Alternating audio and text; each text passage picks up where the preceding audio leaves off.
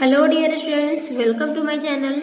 In this today's video we are going to learn and understand 6th standard mathematics chapter number 11 ratio proportions. तो students आज हम पढ़ने वाले हैं ratio proportions. तो आज हम स्टार्ट करेंगे प्रैक्टिस से 28 में जितने भी क्वेश्चंस है उन सारे क्वेश्चंस को हम 1 बाय 1 सॉल्व करेंगे स्टूडेंट्स, और यदि आप अंत तक बने रहते हैं तो आपके सारे डाउट क्लियर हो जाएंगे। तो स्टूडेंट्स हमने पिछले वीडियो में समझा था रेशियो और प्रोपोर्शंस क्या होता है। देन अब हम जाएंगे प्रैक्टिस से 28 में। Question number 1, in the example below find the ratio of the first number two the second. नीचे दिए गए एग्जाम्पल में से पहली संख्या का दूसरी संख्या से रेशियो निकालना है। तो चलिए स्टूडेंट्स हम फाइंड करते हैं। इस प्रैक्टिस से 21 का क्वेश्चन फर्स्ट में टोटल 6 एग्जाम्पल है, सारे हम 1 बाय 1 सॉल्व करते हैं। Question number 1, 24,56। तो स्टूडेंट्स इसका हमको निकालना है रेशियो। तो इस रेशियो निकालने के लिए हम क्या करेंगे, 24 रेशियो 56 इस तरीके से लिखेंगे। फर्स्ट स्टेप हो गया। Then second step is equal to क्या करेंगे, 24 डिवाइडेड बाय 56 लिखेंगे। देन स्टूडेंट्स अब हमको क्या करना है, ये जो दोनों नंबर है 24 और 56, इन दोनों नंबर को एक ऐसे नंबर से डिवाइड करना है जो दोनों वाले जो नंबर है उससे पूरे तरीके से वो डिवाइड हो जाए। तो स्टूडेंट अगर हम 8 का टेबल पढ़ते हैं तो 8 3 जा 24 और 8 7 जा 56। तो स्टूडेंट चलिए करते हैं 8 से डिवाइड। तो इज इक्वल टू लिखेंगे 24 डिवाइडेड बाई 8, देन पूरे का डिवाइड करेंगे, फिर 56 डिवाइडेड बाई 8 करेंगे। तो 8 3 जा 24 और 8 7 जा 56। तो हम लिखेंगे यहाँ पर SCF 24 and 56 is equal to 8। तो हमारा आंसर है स्टूडेंट 7/3। तो हम लिख सकते हैं इसको रेशो में 3:7। तो हमारा रेशो में आ चुका है आंसर इज इक्वल टू 3:7। इस तरीके से आपको लिखना है। Then question number 2, 63,49। स्टूडेंट्स इसको हमको लिखना है रेशियो में, तो हम लिख देते हैं रेशियो में 63:49। अब इसको हमको डिवाइड में लिखना है। देन नेक्स्ट स्टेप है is equal to 63 divided by 49। अब स्टूडेंट्स 63 और 49 है, इसको ऐसे नंबर से डिवाइड करना है जो दोनों नंबर से, ये जो दोनों नंबर है वो पूरी तरीके से डिवाइड हो जाए और एक ही नंबर से डिवाइड होना चाहिए। तो स्टूडेंट्स अगर हम 7 का टेबल पढ़ते हैं तो 7 9 जा 63, 7 7 जा 49। तो स्टूडेंट्स हम लिखेंगे यहाँ पे इस तरीके से आपको लिखना है 63 divided by 7, then 49 divided by 7। SCF 63 and 49 is equal to 7। Then हमारा आंसर आया is equal to 9 divided by 7। इसी को हम रेशियो में लिखेंगे is equal to 9:7। Then question number 3, 52,65। Answer 52:65 is equal to 52 divided by 65। अब हमको ऐसे नंबर से हम डिवाइड करेंगे जो दोनों को काटे। इज इक्वल टू लिखेंगे स्टूडेंट्स 52 डिवाइडेड बाय 13, देन पूरे का डिवाइड लिखना है आपको, देन 65 डिवाइडेड बाय 13। तो स्टूडेंट्स अगर हम 13 का टेबल पढ़ते हैं तो 13 4 जा 52 और देन 13 5 जा 65। तो हम लिख देंगे SCF of 52 and 65 is equal to 13। तो हमारा आंसर है students is equal to 4 divided by 5। तो इसी को हम रेशियो में लिखेंगे तो क्या होगा स्टूडेंट्स, इज इक्वल टू 4:5 हो जाएगा। Then question number 4, 84,60। तो स्टूडेंट्स हम इसे लिखेंगे रेशियो में 84:60। अब हम करेंगे divide is equal to 84 divided by 60। Then next step होगा आपका इज इक्वल टू, हम क्या करेंगे, इन दोनों जो नंबर हैं 84 और 60 एक ही नंबर से इसको काटना है। तो चलिए करते हैं 84 डिवाइडेड बाय 12, पूरे का डिवाइड 60 डिवाइडेड बाय 12। तो इस तरीके से आपको लिखना है स्टूडेंट्स, इस फॉर्म में लिखना है। देन अगर हम 12 से डिवाइड करते हैं तो दोनों जो नंबर है वो पूरे पूरे डिवाइड हो जाता है। 12 है तो 12 का अगर टेबल पढ़ते हैं तो 12 से 1 जो होता है 84, देन 12 5 जो होता है 60। तो हम लिखेंगे students HCF of 84 and 60 is equal to 12। Then is equal to हमारा जो यहाँ पे हमने डिवाइड किया वो आंसर आ चुका है। 12 4 जा 87, तो यहाँ पे 7 लिखेंगे। 12 5 जा 60, तो यहाँ पे 5 इज इक्वल टू, अब हमको रेशियो में लिखना है तो क्या करेंगे 7:5। तो ये हमारा आंसर हो जाता है students is equal to 7:5। Then question number 5, 35,65। 35:65 ये हमारा फर्स्ट स्टेप है। Then is equal to 35 divided by 65। अब 35 और 65 है, एक ही नंबर से उसको डिवाइड करना है, एक ही नंबर से काटना है। तो चलिए करते हैं स्टूडेंट्स, यहाँ पे अलग अलग नंबर आपको नहीं लेना है, आप इसे ध्यान में रखिए। देन इज इक्वल टू लिखेंगे 35 डिवाइडेड बाय 5, देन पूरे का डिवाइड 65 डिवाइडेड बाय 5। तो स्टूडेंट अगर हम 5 का टेबल पढ़ते हैं तो 5 से 1 जा 35 होता है। देन 5 से 65 को डिवाइड करें तो 5 1 जा 5, वहाँ पे 1 बचा। देन 5 3 जा 15, तो हमारा आंसर आया 13। तो हम लिखेंगे यहाँ पर HCF of 35 and 65 is equal to 5 is equal to हमारा आंसर है 7 डिवाइडेड बाय 13। तो इसी को हम लिखेंगे रेशो में is equal to 7:13। Then question number 6, 121,99। Then student हम इसे लिखेंगे 121:99, then is equal to 121 divided by 99। Then अब स्टूडेंट्स ये जो 121 है और 99 है, इसको हमको एक ही नंबर से काटना है। तो चलिए करते हैं हम, is equal to 121 divided by 11, then पूरे का डिवाइड 99 डिवाइडेड बाय 11। तो स्टूडेंट्स अगर हम 11 से इसको काटते हैं नंबर को तो दोनों कट जाते हैं इजीली। तो 11 जो होता है 121, देन 11 9 जो होता है 99। तो हम लिखेंगे HCF of 121 and 99 is equal to 11। इस तरीके से स्टूडेंट्स हमारा आंसर आया is equal to 11 divided by 9। तो इसे हम रेशियो में लिखेंगे इज इक्वल टू 11:9। इस तरीके से हमारा क्वेश्चन नंबर फर्स्ट का 6 एग्जाम्पल कंप्लीट हो जाता है। देन क्वेश्चन नंबर 2 की ओर आगे बढ़ते हैं। Question number 2, find the ratio of the first quantity to the second. पहली क्वांटिटी का दूसरी क्वांटिटी से रेशियो फाइंड करना है। तो चलिए स्टूडेंट्स हम करते हैं। क्वेश्चन नंबर 2 का फर्स्ट एग्जाम्पल 25 बीट्स, 40 बीट्स। तो स्टूडेंट्स ये है आपका फर्स्ट क्वांटिटी, देन ये सेकंड क्वांटिटी। तो फर्स्ट क्वांटिटी का सेकंड क्वांटिटी से रेशियो निकालना है, फाइंड करना है। तो चलिए इसे भी हम सॉल्व करते हैं। 25 बीट्स रेशियो 40 बीट्स। तो इस तरीके से आपको लिखना स्टूडेंट, फर्स्ट ये हमारा फर्स्ट स्टेप हो जाता है। Then is equal to 25 divided by 40, जैसे कि हमने पहले भी किया था। हमें रेशियो फाइंड करना स्टूडेंट्स, इस तरीके से हमको डिवाइड में लिखना है।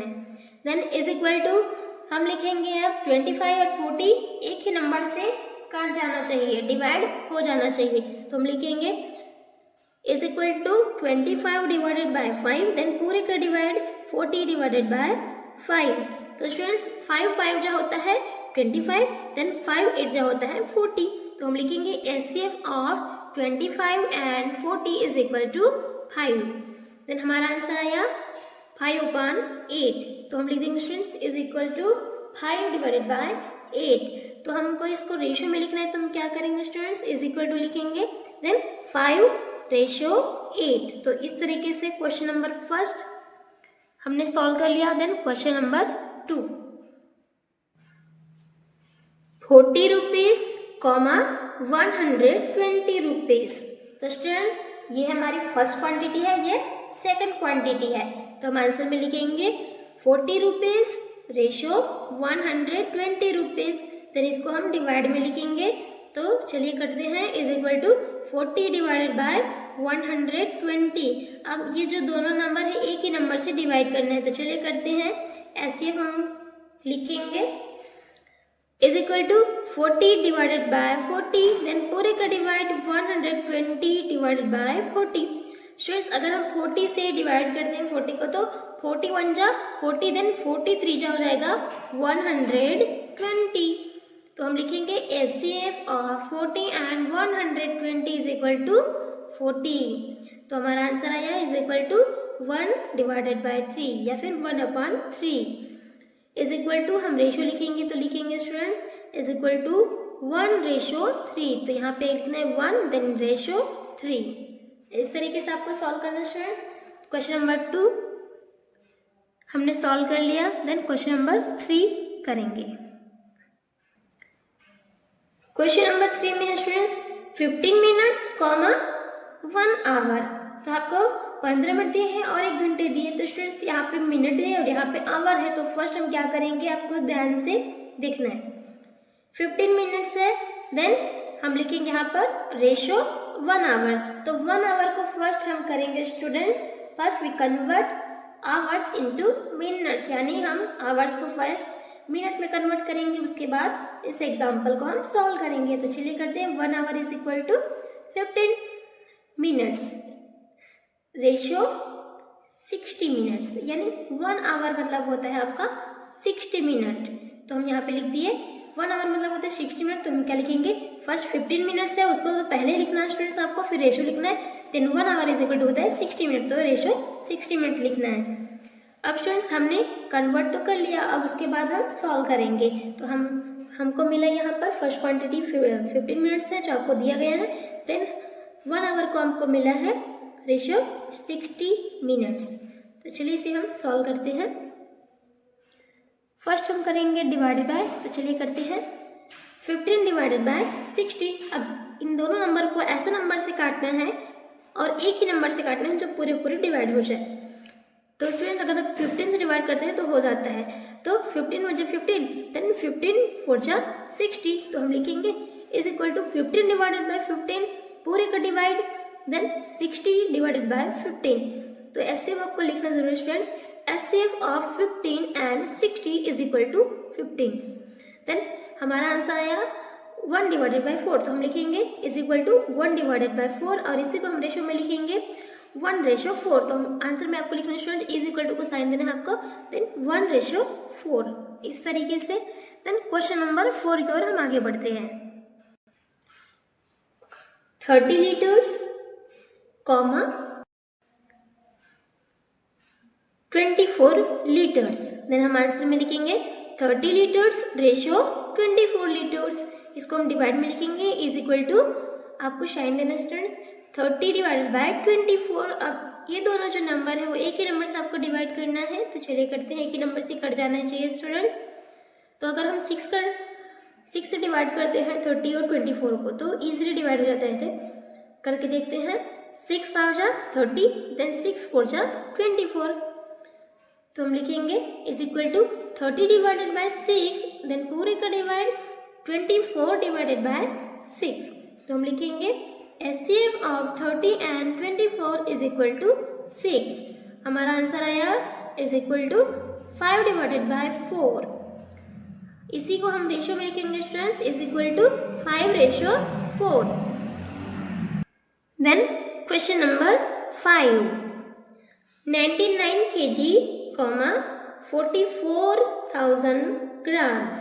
तो स्टूडेंट्स ये हमारा फर्स्ट क्वांटिटी है किलोग्राम में, सेकंड है क्वांटिटी है ग्राम में। तो हम क्या करेंगे, first we convert gram into KG. तो हम ग्राम को पहले केजी यानी किलोग्राम में कन्वर्ट करते हैं, चेंज करते हैं। तो चलिए हम लिखेंगे 44,000 gram is equal to 44,000 divided by 1000, क्योंकि स्टूडेंट्स 1000 ग्राम मतलब होता है 1 किलोग्राम यानी 1 kg। तो हम इस तरीके से लिखेंगे।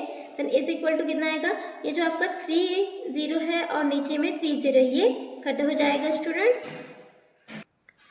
तो चलिए इसे हम काट देते हैं। फिर बचा क्या आपका 44 डिवाइडेड बाय 1। तो यहाँ पे आ जाएगा is equal to 44 kilogram kg।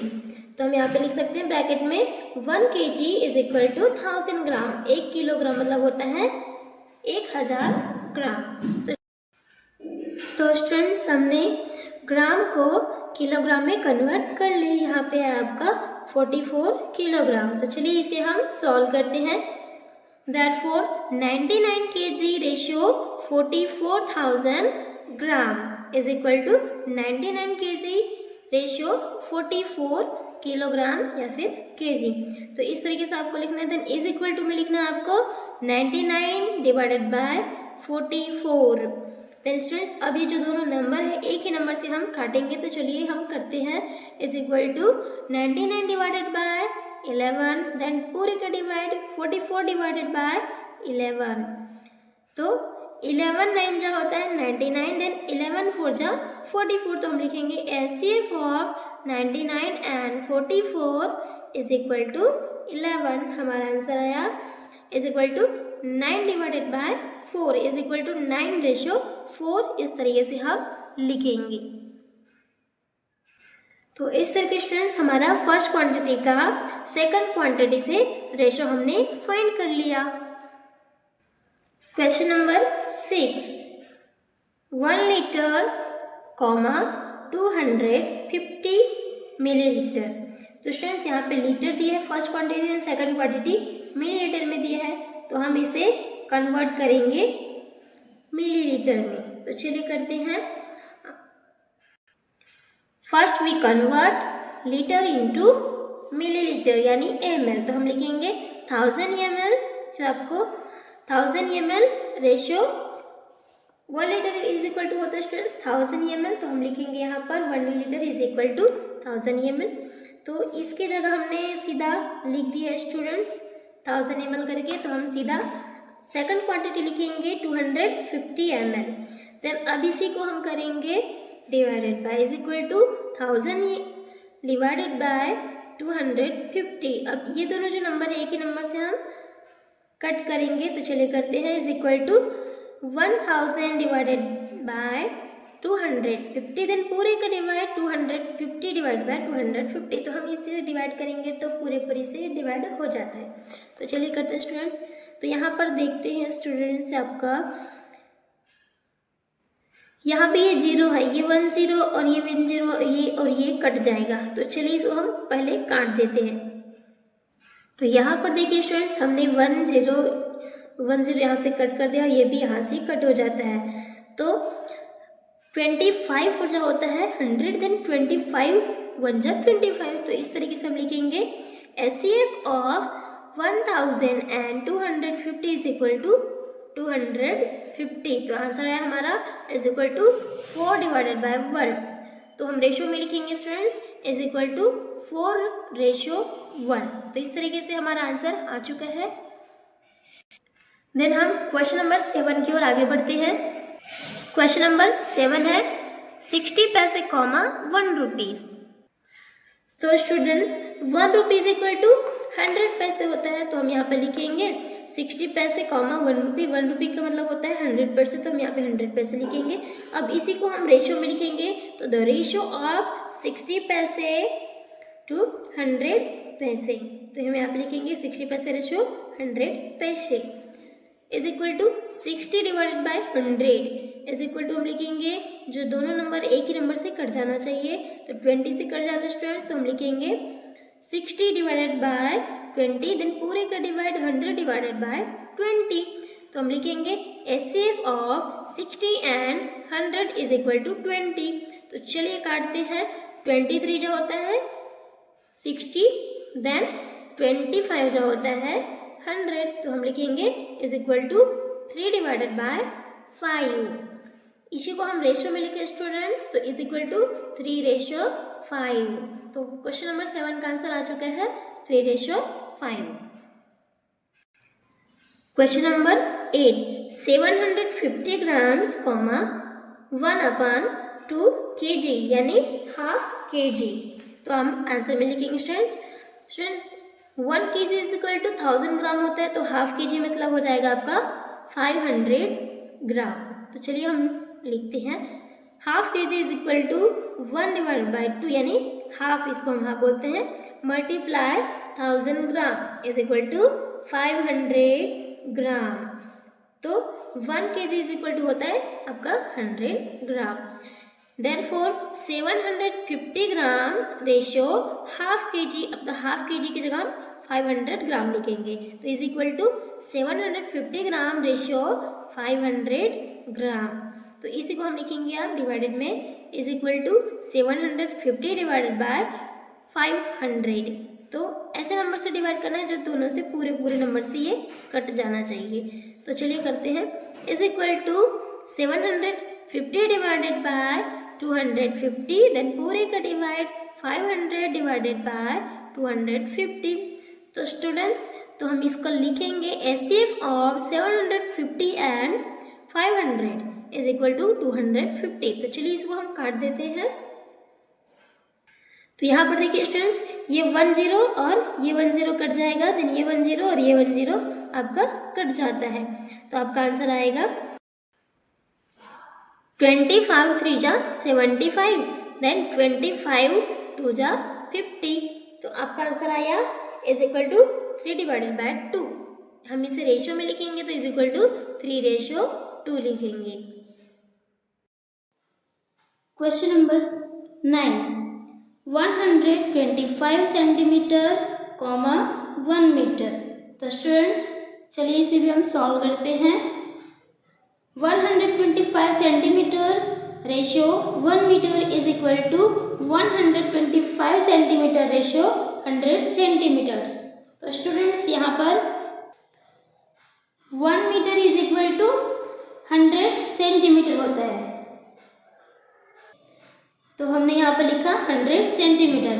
अब दोनों जो क्वांटिटी है वो सेंटीमीटर में आ चुकी है, तो चलिए इसे भी हम सॉल्व करते हैं।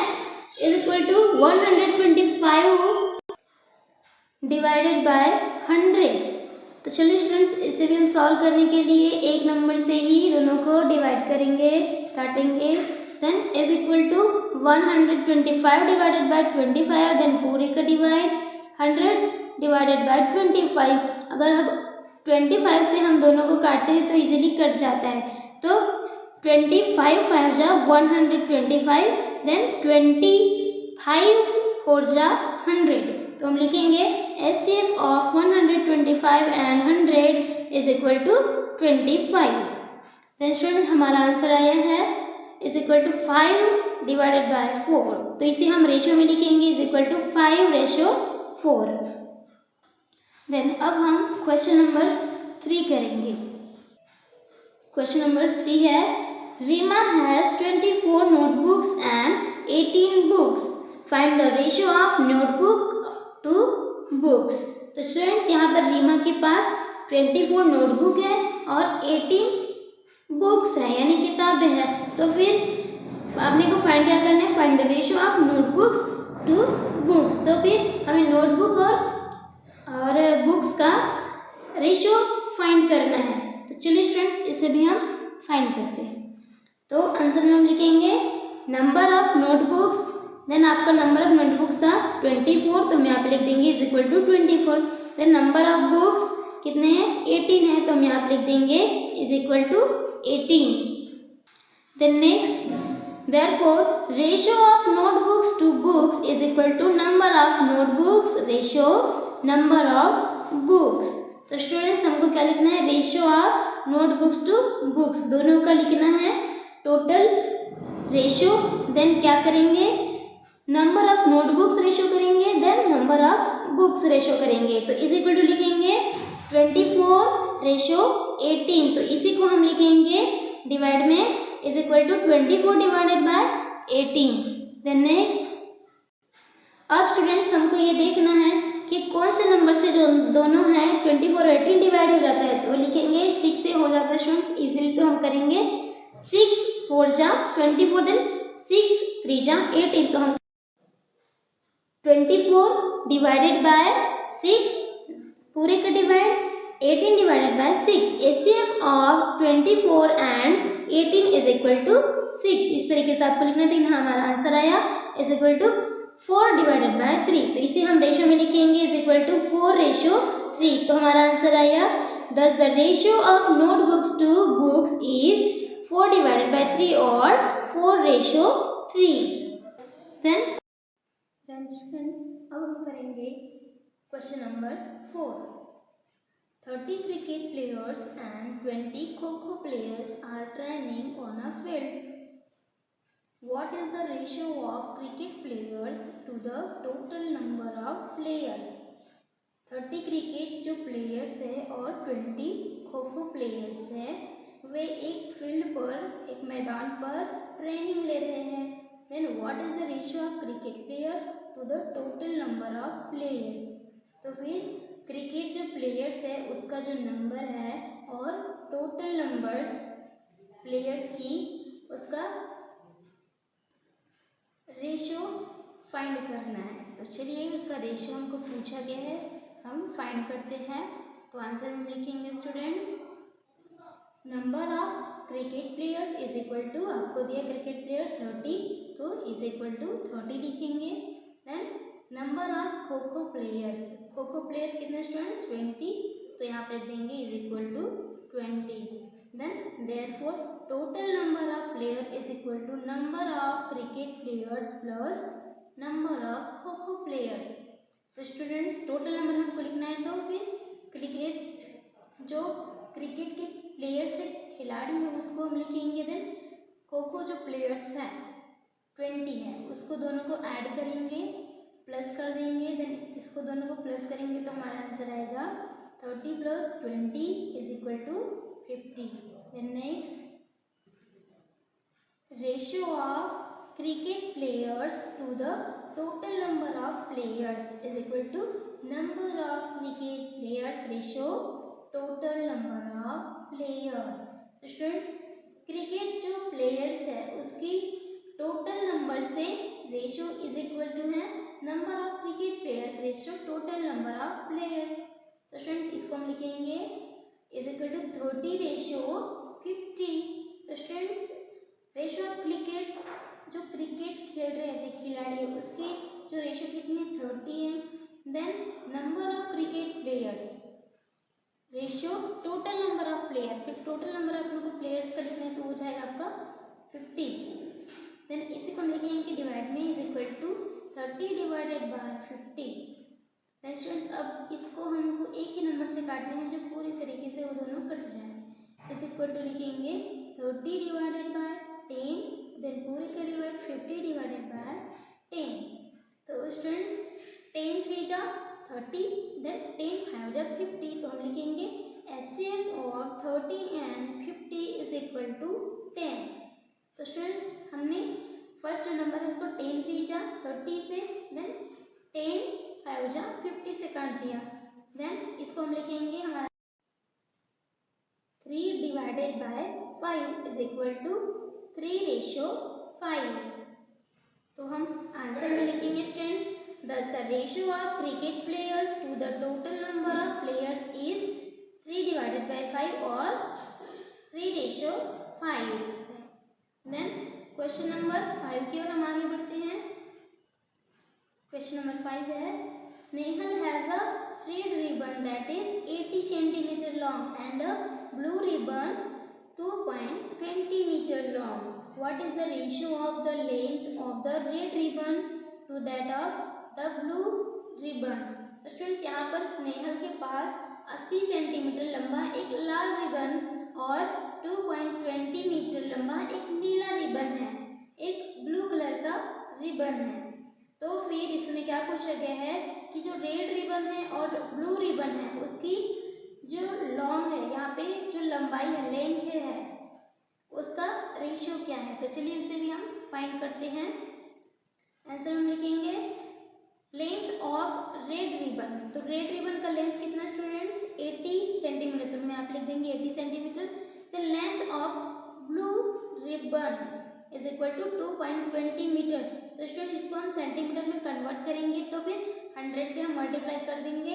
2.20 multiply 100 is equal to 220 centimetre, क्योंकि 1 metre is equal to 100 centimetre होता है, इसलिए हमने 100 से मल्टीप्लाई किया। The next, therefore, ratio of the length of the red ribbon to that of the blue ribbon is equal to length of the red ribbon ratio length of the blue ribbon। तो students हम यहाँ पर length लिखेंगे is equal to 80 centimetre ratio 2.20 metre, तो इसी को हम लिखेंगे सेंटीमीटर में is equal to 80 centimetre ratio 220 centimetre. तो स्टूडेंट्स अब इसे हम लिख देंगे डिवाइडेड में is equal to 80 divided by 220। Then अब ये दोनों जो नंबर है उसको एक ही नंबर से काटना है, तो चलिए करते हैं। Is equal to 80 divided by 20, then पूरे का डिवाइड 220 डिवाइडेड बाय 20। तो स्टूडेंट अगर हम 20 से डिवाइड करते हैं तो हो जाता है, और इसमें से हम क्या करेंगे स्टूडेंट्स, ये जो जीरो है इसको जीरो ये कट हो जाएगा, ये जीरो और ये जीरो कट हो जाएगा, तो 2 4 जा 8, देन 2 11 जा 22। तो हम लिखेंगे HCF of 80 and 220 is equal to 20। 20 से काटेंगे तो 20 भी हो सकता है स्टूडेंट्स, और यहाँ से 2 से हम काटेंगे तो भी हो सकता है। तो हम यहाँ पे लिखेंगे एसएफ 80 और 220 का 20 है।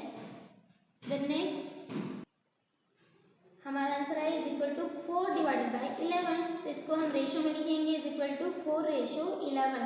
तो हम आंसर में लिखेंगे student thus the ratio of the length of the red ribbon to that of the blue ribbon is 4 divided by 11 और 4 रेशियो 11 है। तो फिर रेड रिबन और ब्लू रिबन का जो रेशियो है 4 रेशियो 11 है। फिर हम क्वेश्चन नंबर 6 की ओर आगे बढ़ते हैं। Shubham's age today is 12 years and his father's is 42 years। Shubham का जो उम्र है एज है वो आज 12 वर्ष है, मतलब 12 ईयर्स का है वो, और उसके पिता की उम्र है 42 years. Then Shubham's mother is younger than his father by 6 years। Find the ratio of Shubham's age today to his mother's age today. तो शुभम की जो माँ है उसके पिता से 6 वर्ष छोटी है, 6 साल छोटी है, तो शुभम की आज आयु और उसकी माँ की आज की आयु का रेशियो निकालना है। तो चलिए हम करते हैं सॉल्व। शुभम एज टुडे, तो फर्स्ट शुभम का एज लिखेंगे स्टूडेंट्स जो है 12 years। Then Shubham father's age today, today की एज कितनी है, आज की एज कितनी है शुभम के पिताजी की, तो हम लिखेंगे 42 years। Then therefore Shubham's mother age today is equal to Shubham's father age today minus 6 years। जो शुभम की मदर की एज है वो शुभम के पापा से 6 साल कम है, मतलब छोटी है, तो हम क्या करेंगे is equal to 42 years minus 6 years में शुभम के जो फादर है पिताजी है उनके में 6 year घटा देंगे, इज इक्वल टू कितना होगा स्टूडेंट्स, 42 में हम 6 को हटा देंगे तो 36, हम लिखेंगे is equal to 36 year। Then ratio of Shubham's age today to his mother's age today. Shubham की आज की टुडे की आयु से उसकी माँ की जो आयु है एज है उससे ratio is equal to Shubham's age today ratio Shubham's mother age today. Then is equal to 12 years ratio 36 year, यानी ये है शुभम की एज और ये उसकी मदर की एज, इज इक्वल टू हम दोनों का रेशियो निकाल रहे हैं स्टूडेंट्स, इज इक्वल टू लिखेंगे 12 डिवाइडेड बाय 36, इसी को हमको एक ही नंबर से काटना है students, is equal to 12 divided by 12, then पूरे के डिवाइड 36 डिवाइडेड बाय 12। तो स्टूडेंट्स हमको हम ये दोनों जो नंबर है 12 और 36 को हम 12 से काटें तो बिल्कुल कट जाता है, तो फिर 12 1 जा 12 और 12 3 जा 36। हम यहाँ पे लिखेंगे ACF of 12 and 36 is equal to 12. हमारा आंसर आया is equal to 1 divided by 3. इसको हम रेशो में लिखेंगे इज इक्वल टू 1:3. तो हमारा फाइनल आंसर आ चुका student. Thus the ratio of Shubham's age today to his mother's age today is 1 divided by 3 और इसे हम लिख सकते हैं रेशो में 1:3 है. Then क्वेश्चन नंबर 6 का सेकंड एग्जाम्पल. इसमें क्या फाइंड करना है. The ratio of Shubham's mother's age today to his father's age today. Shubham की माँ की आज की जो आयु है एज है उसके पिता की जो आज की आयु है उससे हमको रेशियो निकालना है. तो चलिए करते हैं इसको भी हम सॉल्व. आंसर में आपको लिखना है शुभम्स एज टुडे. तो शुभम की आज की आयु कितनी है वर्तमान में इज इक्वल टू 12 ईयर्स. तो मैं आप लिखेंगे 12 years. Then Shubham's father's age today is equal to 42 years. Therefore, Shubham's mother age today is equal to Shubham's father age today minus 6 years. तो हम लिखेंगे स्टूडेंट्स यहाँ पर is equal to 42 years Shubham's जो फादर एज है वो. देन माइनस 6 ईयर उसकी mother की एज में उसमें से 6 ईयर हम घटा देंगे. तो उसकी मदर की एज कितनी हो जाएगी 36 ईयर. तो हम यहाँ पर लिखेंगे is equal to 36 years. Then ratio of Shubham's mother's age today to his father's age today is equal to Shubham's mother age. तो चलिए इसे भी हम लिखते हैं. क्या लिखेंगे student Shubham's mother age today ratio Shubham's father age today. तो शुभम की जो मदर है उसकी एज कितनी है 36 ईयर. तो आप लिखेंगे. देन शुभम के फादर की एज कितनी है टुडे की 42 ईयर्स. तो चलिए हम लिखते हैं इसको is equal to 36 year ratio 42 years. Then इसी को हम डिवाइड में लिखेंगे is equal to 36 divided by 42 is equal to. अब ये दोनों नंबर को एक ही नंबर से काटना है. अलग अलग नंबर से बिल्कुल भी नहीं काटना है स्टूडेंट्स. आपको ध्यान में रखना है. देन अगर हम 6 का टेबल पढ़ते हैं तो 6 जो नंबर है वो दोनों से कट जाता है. तो 6 6 जा 36 होता है. देन 6 7 जा 42. तो हम यहाँ पे लिखेंगे equal to 36 divided by 6. Then पूरे का divide 42 divided by 6. A 6 of 36 and 42 is equal to 6. Then next तो हमारा आंसर है students is equal to 6 divided by 7. इसको भी हम रेशियो में लिखेंगे इज इक्वल टू 6:7. तो हमारा फाइनल आंसर हम लिखेंगे students that's the ratio of Shubham's mother's age today to his father's age today is 6 divided by 7 और 6:7 है. देन क्वेश्चन 6 का third example. Shubham's age today is 12 years and his father's age is 42 years. Shubham की आज की जो आयु है वो 12 साल है और उसके पापा की जो आयु है वो 42 साल है यानी 42 years. Then Shubham's mother is younger than his father by 6 years. Find the ratio of Shubham's age to his mother's age. Then Shubham's was 10 years old. आज यहाँ पे क्या पूछा गया है शुभम की जो उसकी माँ है उसके पिता से वो 6 साल छोटी है. तो फिर शुभम की आयु का उसकी माँ के आयु से रेशो फाइंड कीजिए. और जब शुभम कितने वर्ष का था 10 ईयर्स का था यानी 10 वर्ष का था. तो चलिए इसको भी हम सॉल्व करते हैं. यहाँ पर हम लिखेंगे स्टूडेंट आंसर में Shubham's age today is equal to 12 years.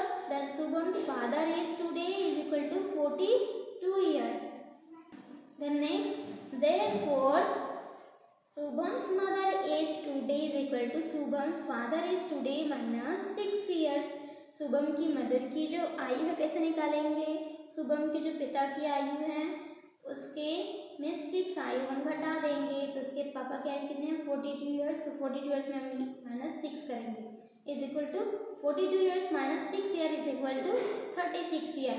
Then difference between the present age of Shubham and when he was 10 years old, Shubham की वर्तमान आयु जब वह 10 वर्ष का था, 10 साल का था, उसके बीच का अंतर is equal to 12 years minus 10 years is equal to 2 years. Then therefore Shubham's mother age when Shubham was 10 years old, जब शुभम की माँ की उम्र, जब शुभम 10 साल का था, then is equal to 36 year minus 2 years is equal to 34 years. Then ratio of Shubham's age to his mother's age when Shubham was 10 years old. Shubham की आयु है, शुभम का जो एज है, शुभम की एज का उसकी माँ की जो एज है उससे रेशो कितना था स्टूडेंट्स? 10 इयर्स था। तो हम लिखेंगे is equal to 10 years ratio 34 years is equal to 10 divided by 34, then is equal to 10 divided by 2, then पूरे का डिवाइड 34 डिवाइडेड बाय 2। तो हम यहाँ पे लिखेंगे, अगर 2 से हम डिवाइड करते हैं टाइम 10 को और 34 को, तो 2 से इजीली डिवाइड हो जाता है।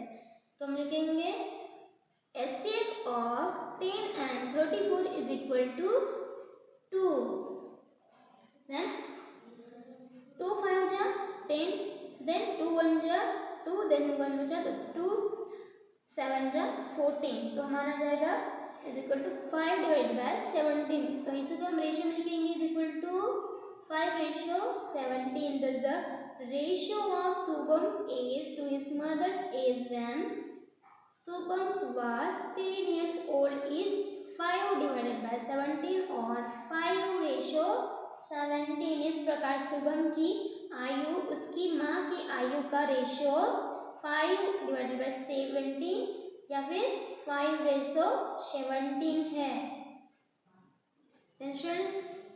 ये क्वेश्चन नंबर 6 का हमने थर्ड एग्जाम्पल हमने सॉल्व कर लिया। फिर यहाँ पर हमारा प्रैक्टिस सेट 28 कंप्लीट हो जाता है। देन वीडियो को लाइक करें, अपने फ्रेंड्स को शेयर करें, सब्सक्राइब करें and thanks for watching this video. मिलते हैं नेक्स्ट वीडियो में। Hello dear friends, welcome to my channel. In this today's video we are going to learn and understand 6th standard mathematics chapter number 11 practice set 29। तो friends आज हम करेंगे practice set 29 में जितने भी एग्जाम्पल है उसे हम 1 by 1 सॉल्व करेंगे। तो चलिए हम सॉल्व करते हैं। Question number first, if 20 meters of cloth cost rupees 3600, find the cost of 16 meter of cloth। तो स्टूडेंट्स फर्स्ट आपको दिया गया है, यदि 20 मीटर कपड़े का मूल्य है तो उसकी जो प्राइस है वो 3600 रुपीज़ है। तो फिर find the cost of 16 metre of cloth, तो 16 मीटर कपड़े का मूल्य ज्ञात कीजिए। तो चलिए स्टूडेंट्स हम 16 मीटर क्लॉथ का कॉस्ट उसका मूल्य हम फाइंड करते हैं। तो आंसर है, फर्स्ट हम लिखेंगे जो आपको दिया गया है, cost of 20 metre of cloth is equal to rupees 3600। Therefore cost of 1 metre of cloth is equal to, तो स्टूडेंट फर्स्ट हम 1 मीटर के निकालेंगे तो 3600 में 20 को डिवाइड कर देंगे is equal to rupees 3600 divided by 20। तो चलिए स्टूडेंट्स इसे हम काटेंगे, डिवाइड करेंगे। तो स्टूडेंट्स यहाँ पर 3600 में ये 0 है और 20 का ये 0 कट हो जाएगा। देन 2 से हम डिवाइड करते हैं उसको, तो 2 1 जा 2 और यहाँ पे 1 बचा तो 2 8 जा 16, देन 2 0 में 0। तो हमारा आंसर आया इज इक्वल टू रुपीज़ 180। तो स्टूडेंट्स ये 0 और ये 0 कट जाएगा। देन 2 से हम अगर हम डिवाइड करते हैं 360 तो हमारा आंसर आता है 180। Then is equal to cost of 16 metre of cloth is equal to rupees 180 multiply 16। तो स्टूडेंट्स हमको 16 मीटर कपड़े का जो कॉस्ट हमको फाइंड करना है, निकालना है, तो हम क्या करेंगे 180 मल्टीप्लाई 16 करेंगे। देन इसे भी हम मल्टीप्लाई करते हैं तो अगर हम 100 मल्टीप्लाई 16 करते हैं तो हमारा आंसर आएगा इज इक्वल टू ₹2880। तो स्टूडेंट्स हम लिख सकते हैं thus the cost of 16 metre of cloth is ₹2880 है। 16 मीटर कपड़े का जो मूल्य है वो 2880 रुपये है। देन अब हम करेंगे question number 2। Question number 2, find the cost of 8 kg of rice. If the cost of 10 kg is ₹325। तो स्टूडेंट्स यहाँ पे बोला गया है कि 8 किलोग्राम चावल का जो मूल्य है फाइंड कीजिए, ज्ञात कीजिए। यदि if the cost of 10 kg is ₹325, यदि 10 किलो चावल का जो मूल्य है वो 325 रुपीज़ है।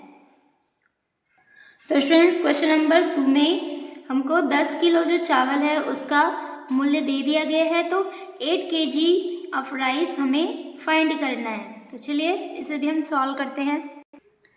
तो चलिए स्टूडेंट्स इसे भी हम सॉल्व करते हैं। तो हमको लिखना है first cost of 10 kg of rice, 10 kilogram चावल का मूल्य कितना है इज इक्वल टू ₹325। तो ये फर्स्ट आपको लिखना है। Therefore cost of 1 kg of rice, 1 kilogram चावल का मूल्य कितना है, तो हम यहाँ पे लिखेंगे is equal to ₹325 divided by 10 कर देंगे। इसमें से हमको 1 किलो राइस का चावल का हमको मूल्य ज्ञात हो जाएगा। तो चलिए स्टूडेंट्स इसे हम डिवाइड करते हैं 325 डिवाइडेड बाय 10 के। तो स्टूडेंट्स यहाँ पे हम चलिए डिवाइड करके देखते हैं कितना आंसर आएगा 1 kg राइस का। तो 325 लिखेंगे यहाँ पर, देन यहाँ पर 10 लिखेंगे।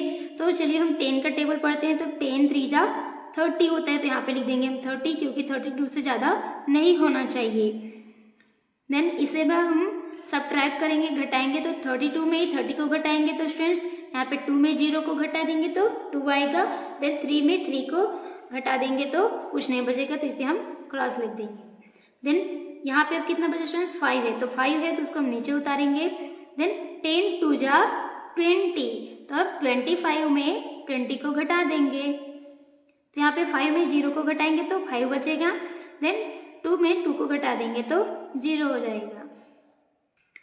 अब स्टूडेंट्स ये जो 5 है, अब हम क्या करेंगे, ये जो 32 ये हमारा आंसर आया, अब हम इसमें 1 डेसिमल लगा देंगे। तो स्टूडेंट्स 1 0 यहाँ पर बढ़ जाएगा, 5 के आगे 1 0 बढ़ जाता है। तो स्टूडेंट्स अब हम इजीली इसको डिवाइड कर सकते हैं। तो फिर आएगा 10 5 जा 50, तो हम यहाँ पे लिख देंगे 50। देन ये 50 में हम 50 को माइनस करेंगे तो 0 हो जाएगा। तो हमारा 1 kg राइस का कितना मूल्य है स्टूडेंट्स 32.5। तो हम यहाँ पे लिख देंगे is equal to ₹32.5। Then is equal to cost of 8 kg of rice is equal to ₹32.5 multiply 8। तो 1 kg राइस का मूल्य के साथ हम 8 kg उसको हम मल्टीप्लाई कर देंगे। तो स्टूडेंट्स मल्टीप्लाई करेंगे तो हमारा आंसर आता है इज इक्वल टू ₹260। 8 किलो जो राइस है उसका जो मूल्य हमको प्राप्त हो चुका है 260 रुपये। तो इसी को हम लिखेंगे thus the cost of 8 kg of rice is ₹260।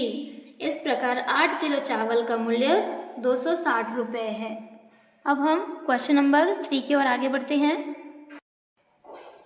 Question number 3, if 14 chairs cost ₹5,992, how much will have to be paid for 12 chair. यदि 14 कुर्सियों की जो कीमत है वो 5,992 रुपये है, then how much will have to be paid. तो फिर 12 जो चेयर्स है, 12 कुर्सियों की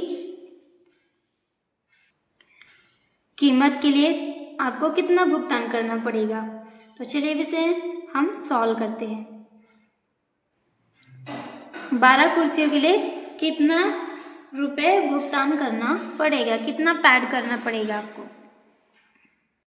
तो हम आंसर में लिखेंगे students, cost of 14 chairs is equal to ₹5,992। Therefore cost of 1 chair is equal to, तो स्टूडेंट्स हमको जो 14 चेयर दिया है उसमें से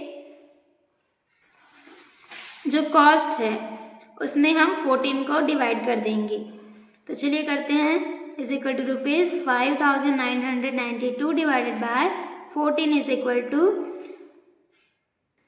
तो स्टूडेंट्स अगर हम डिवाइड करते हैं तो 14 का टेबल में हम पढ़ेंगे तो 14 4 जा 56, तो यहाँ पे 59 में हम 56 को घटाएंगे तो स्टूडेंट्स हमारा आंसर आएगा 3।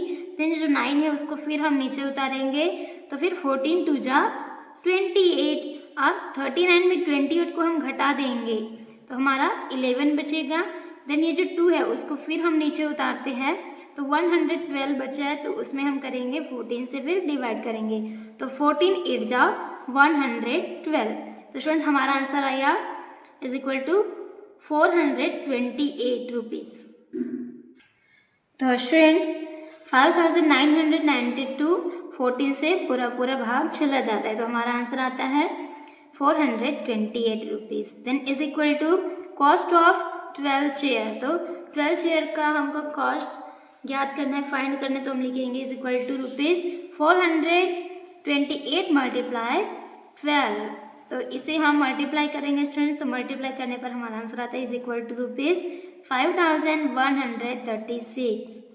तो हम लिखेंगे the amount of money to be paid for 12 chairs is ₹5,136 rupees. इस प्रकार 12 कुर्सियों के लिए भुगतान की जाने वाली धनराशि 5,136 है।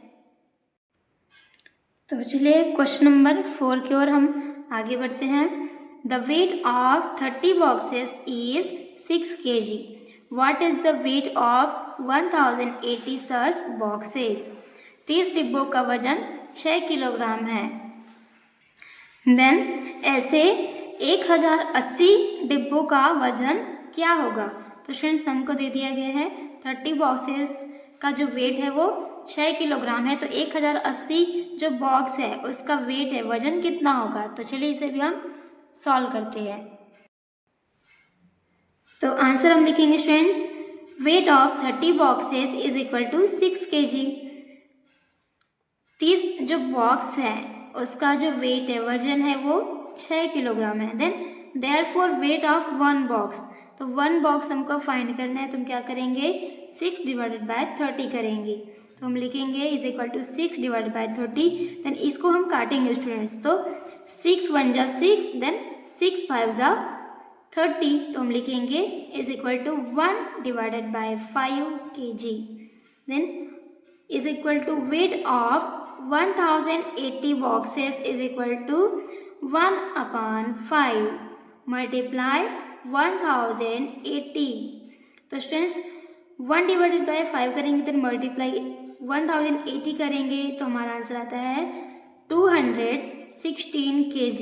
तो हम आंसर में लिखेंगे thus the weight of 1080 such boxes is 216 kg। इस प्रकार 1080 बॉक्स है उसका वजन 216 किलोग्राम है या फिर 216 kg है। तो स्टूडेंट्स इस क्वेश्चन में हमने 1080 बॉक्स का वेट फाइंड कर लिया है 80 और इनका जो वेट है वो 216 kg है।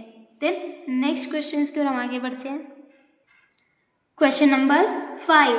A car traveling at a uniform speed covers a distance of 165 km in 3 hours.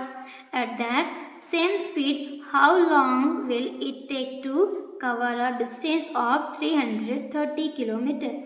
तो क्वेश्चन कहा गया है, 5 नंबर क्वेश्चन कहते हैं कि एक जो कार है वो ट्रैवलिंग कर रही है।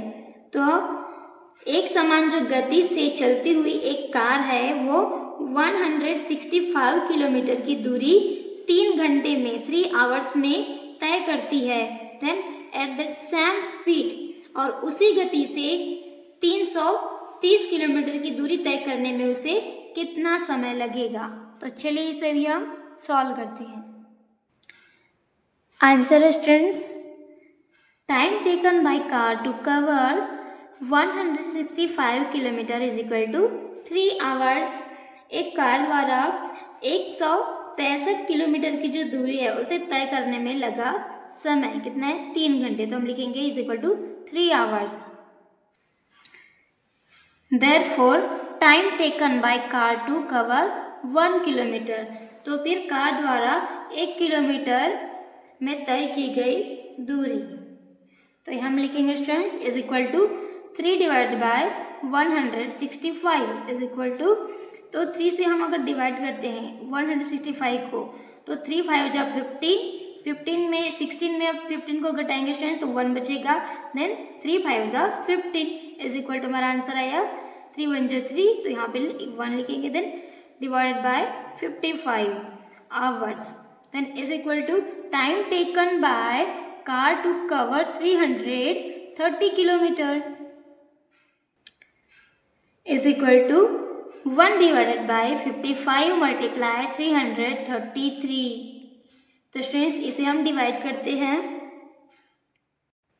इसे हम काटेंगे स्टूडेंट्स, तो हमारा आंसर आएगा इज इक्वल टू 6 आवर्स। तो हम आंसर में लिखेंगे thus the time taken by car to cover a distance of 330 kilometre is 6 hours. तो एक कार द्वारा 330 किलोमीटर की दूरी तय करने में लिया गया जो समय है वो 6 आवर है, 6 घंटे है। देन हम नेक्स्ट क्वेश्चन नंबर बी 5 को बी की ओर हम आगे बढ़ते हैं। A car traveling at a uniform speed covered a distance of 165 km in 3 hours. At that same speed, how far will it travel in 8 hours? एक car एक समान चाल से, एक समान गति से 165 किलोमीटर की जो दूरी है उसे 3 घंटे में तय करती है। देन अब इसमें क्या पूछा गया स्टूडेंट्स बी नंबर में कि उसी चाल से उसी टाइम से उसको 8 घंटे की जो दूरी है तय करने में कितना दूरी तय करेगी। तो चलिए इसे भी हम सॉल्व करते हैं। 8 घंटे में वो कितना किलोमीटर जाएगा ये हमको फाइंड करना है। आंसर में हम लिखेंगे students distance covered by the car in 3 hours. 3 hours में उसने कितना किलोमीटर दूरी तय किया, तो हम यहाँ पे लिखेंगे इज इक्वल टू 165 किलोमीटर जो हमको दिया गया है। Then therefore distance covered by the car in 1 hour, और 1 आवर में कितनी दूरी तय करेगी, मतलब कितना किलोमीटर तय करेगा। तो हम लिखेंगे is equal to 165 divided by 3। तो हमको 1 आवर का निकालना स्टूडेंट्स, तो हम डिवाइड कर देंगे 3 से। देन 3 5 जा 15, देन 16 है यहाँ पर, तो 16 में हम 15 को घटा देंगे, और 5 टाइम्स पड़े तो यहाँ पे 5 लिखेंगे। देन 16 में हम 15 को घटा दें तो 1 बचता है। देन 3 5 जा 15, तो हमारा आंसर आता है, तो यहाँ पर स्टूडेंट्स यहाँ पे 1 आएगा और यहाँ पे 55 किलोमीटर, तो हम लिख देंगे is equal to 55 kilometre is equal to distance covered by the car in 8 hours. अब 8 आवर्स में कितना डिस्टेंस है, दूरी तय करेगी कार, तो हम लिखेंगे इज इक्वल टू 55 मल्टीप्लाई 8। अगर हम 55 को 8 से मल्टीप्लाई कर देंगे तो हमारा आंसर आएगा इज इक्वल टू 440 किलोमीटर। तो हम यहाँ पे लिख सकते हैं thus the distance travelled by car in 8 hours is 440 kilometre. इस प्रकार 8 घंटे में 8 आवर्स में कार द्वारा तय की गई जो दूरी है, डिस्टेंस है, वो 440 किलोमीटर है। Question number 6 a tractor uses up 12 liters of diesel while ploughing 3 acres of land.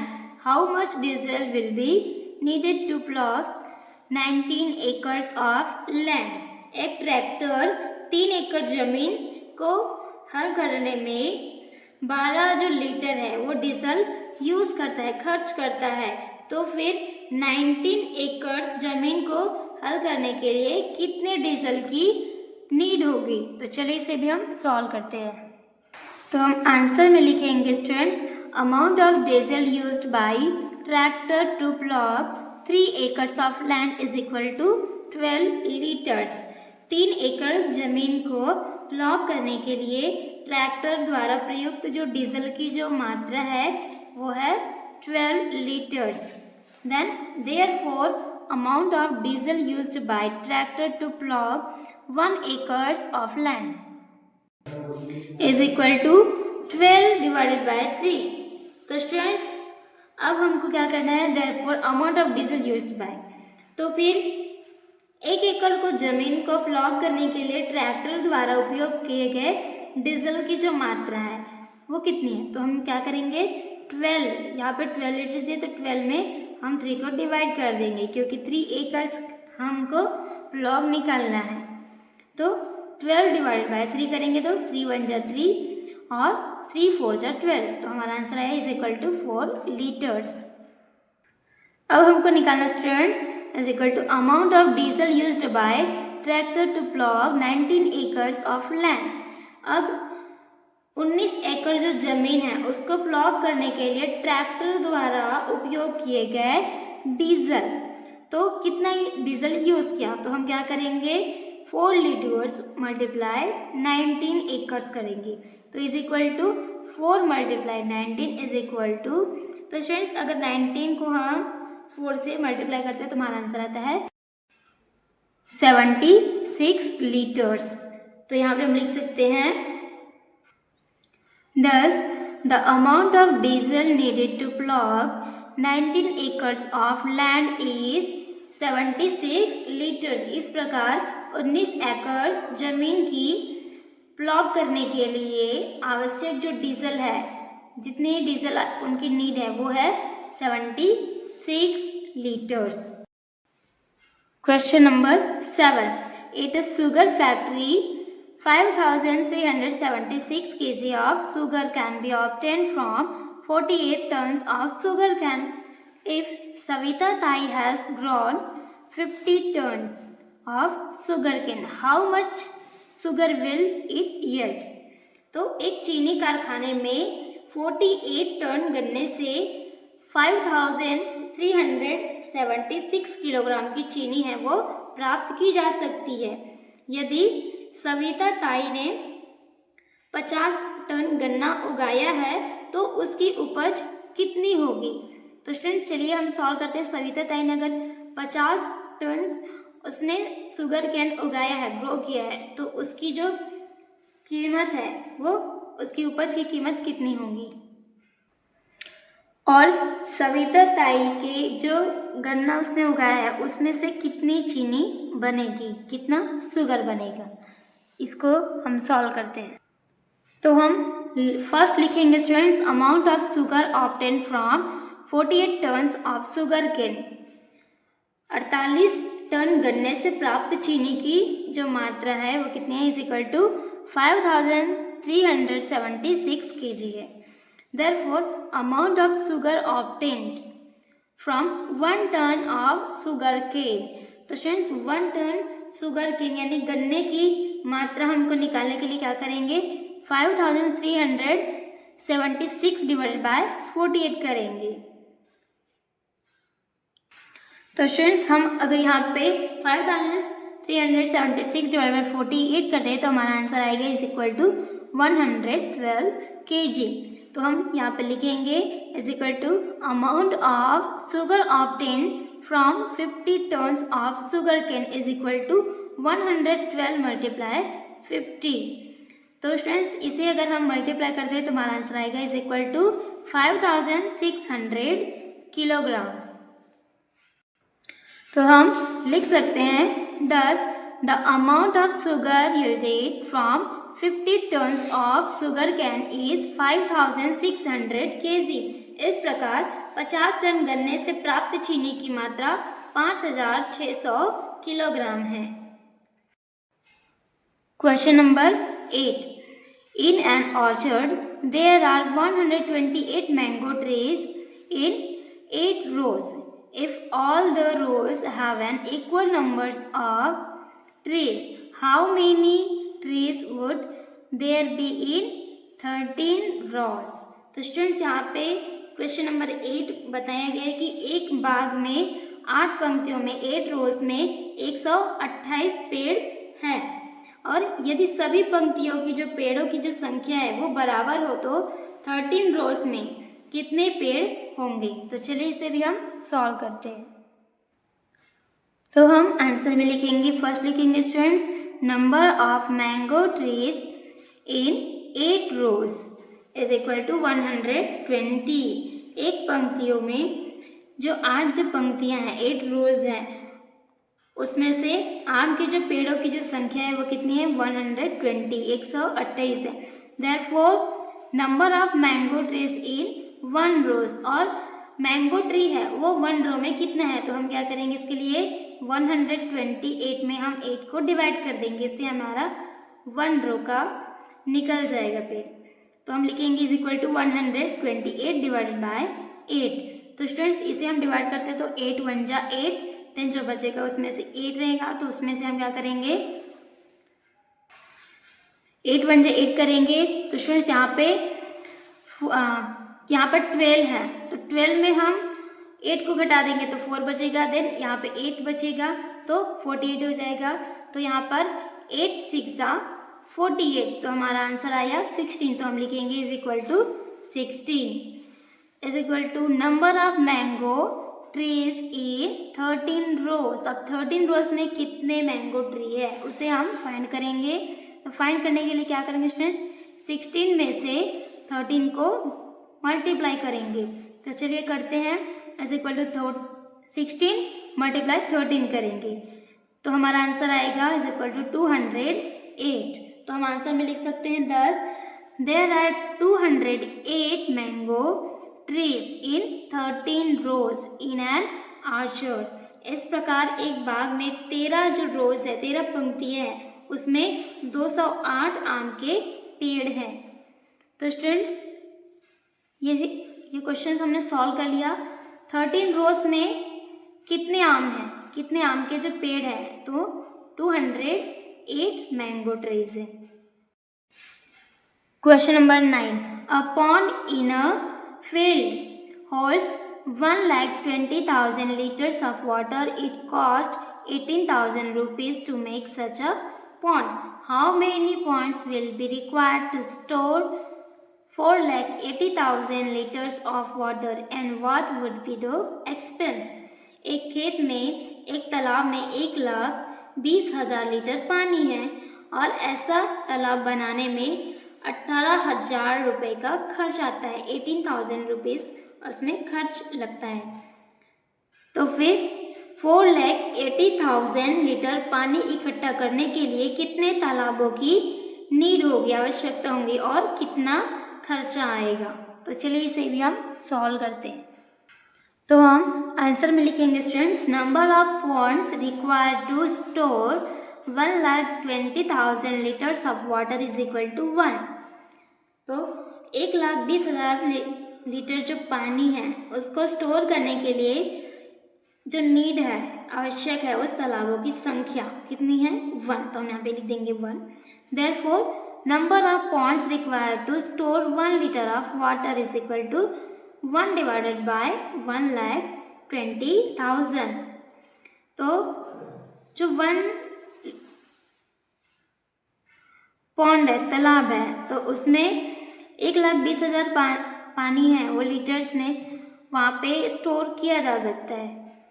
तो number of ponds required to store 1 litre of water, 1 litre पानी स्टोर करने के लिए आवश्यक जो तालाब है उसका संख्या या फिर number is equal to 1 divided by 1,20,000 is equal to number of ponds required to store 4,80,000 liters of water is equal to 1 divided by 1,20,000 multiply 4,80,000।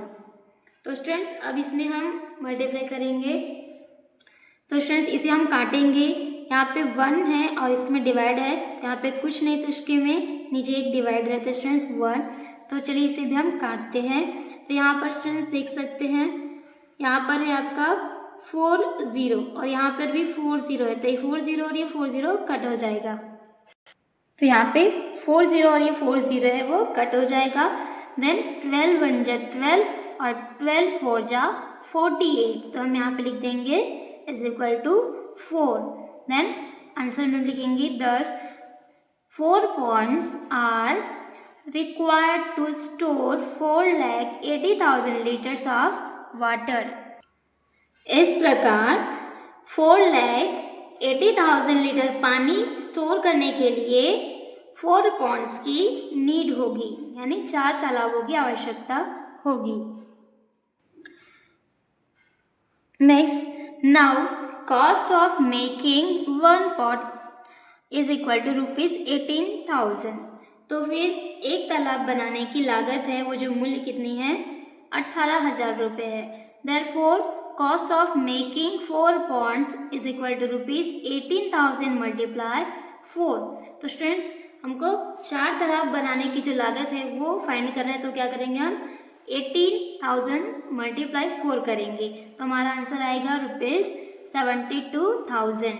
तो हम आंसर में लिख सकते हैं 10 the expense to make 4 ponds to store 4,80,000 liters of water is ₹72,000। तो इस प्रकार 4,80,000 litres पानी को स्टोर करने के लिए 4 तालाब बनाने का जो खर्च है वो 72,000 रुपये है, या फिर 72,000 रुपये है। तो इस तरीके स्टूडेंट्स प्रैक्टिस सेट 29 यहाँ पर कंप्लीट हो जाता है। देन वीडियो पसंद आए तो वीडियो को लाइक करें, शेयर करें, देन सब्सक्राइब करें। And thanks for watching this video. मिलते हैं नेक्स्ट वीडियो में।